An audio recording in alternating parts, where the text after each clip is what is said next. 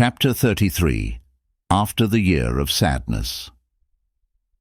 In the year which followed the year of sadness, the pilgrimage fell at the beginning of June, and on the feast of the sacrifices, the prophet went to the valley of Mina, where the pilgrims camp for 3 days. It had been his practice now for several years to visit the various groups of tents and to declare his message to any who would listen, reciting for them such verses of the revelations as he felt moved to recite. The nearest point of Mina to Mecca is Aqaba, where the road rises up steeply from the valley towards the hills in the direction of the holy city, and it was this year at Aqaba that he came upon 6 men of the tribe of Khazraj from Yathrib. He did not know any of the 6, but they had all heard of him and of his claim to prophethood, and as soon as he told them who he was, their faces lit up with interest, and they listened to him attentively. Every man of them was familiar with the threat of their neighbors, the Yathrib Jews. "A prophet is now about to be sent.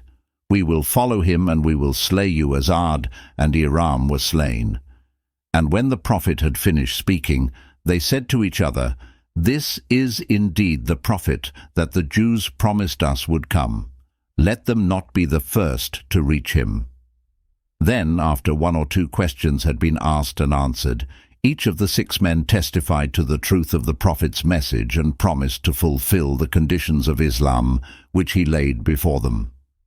"We have left our people," they said, "for there is no people so torn asunder by enmity and evil as they, and it may be that God will unite them through you. We will now go to them and summon them to accept your religion, even as we have accepted it. And if God gather them together about you, then no man will be mightier than you." The prophet continued to visit Abu Bakr regularly at his house amongst the dwellings of the Bani Jumah.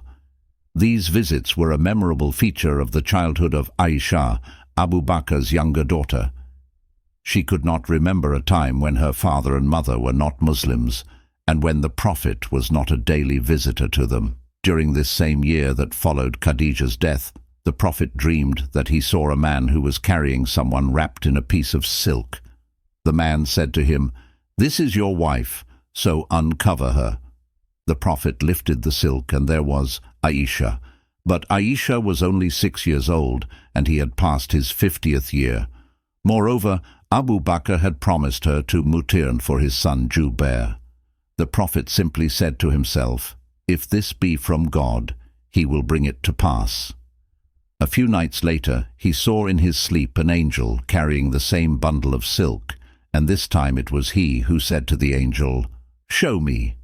The angel lifted the silk, and there again was Aisha, and again the prophet said, "If this be from God, he will bring it to pass." As yet he mentioned these dreams to no one, not even to Abu Bakr. But now there came a third confirmation, of a different kind. Khawla, the wife of Uthman ibn Maz'un, had been very attentive to the various needs of the prophet's household ever since Khadija's death, and one day, when she was in his house, she suggested to him that he should take another wife. When he asked her whom he should marry, she said either Aisha, the daughter of Abu Bakr, or Sauda, the daughter of Zarna. Sauda, the cousin and sister-in-law of Suhail, was now a widow, aged about 30. Her first husband, Sakran, Suhail's brother, had taken her with him to Abyssinia, and they had been among the first to return to Mecca. Not long after their return, Sakran had died. The prophet told Khawla to seek to arrange his marriages to both the brides she had suggested. Sauda's answer was, "I am at your service, O messenger of God," and the prophet sent back word saying, "Bid a man of your people give you in marriage." She chose her brother-in-law Hatib, who by this time had also returned from Abyssinia, and he gave her in marriage to the prophet.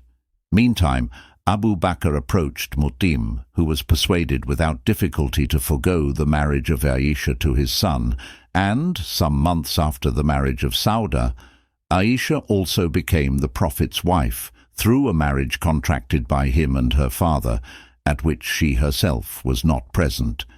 She said afterwards that she had had her first inkling of her new status when one day she was playing with her friends outside, not far from their house, and her mother came and took her by the hand and led her indoors, telling her that henceforth she must not go out to play, and that her friends must come to her instead. Aisha dimly guessed the reason, though her mother did not immediately tell her that she was married. And apart from having to play in their courtyard instead of in the road, her life continued as before. About this time, Abu Bakr decided to have a small mosque built in front of his house. It was surrounded by walls, but open to the sky, and there he would pray and recite the Quran. But the walls were not high enough to prevent passers-by from looking over them, and often a number of people would stand there and listen to his recitation, while at the same time they would see something of his reverence for the revealed book, which moved him to the depth of his being. Umayyah now feared that the number of Abu Bakr's converts would be still further increased, and at his instance the leaders of Quraysh sent a deputation to Ibn ad-Dughunna, reminding him of what they had said at the outset of his protection, and pointing out that the walls of Abu Bakr's mosque were not sufficient to make it part of his house. "If he will worship his Lord within doors, then let him do so," they said. "Yet if he must needs do it openly, then bid him absolve you of your protection of him." But Abu Bakr refused to give up his mosque, and he formally absolved Ibn ad-Dughunna of his pact, saying, "I am content with the protection of God." It was on that very day that the Prophet announced to him and to others of his companions, "I have been shown the place of your immigration. I saw a well-watered land, rich in date palms, between two tracts of black stones."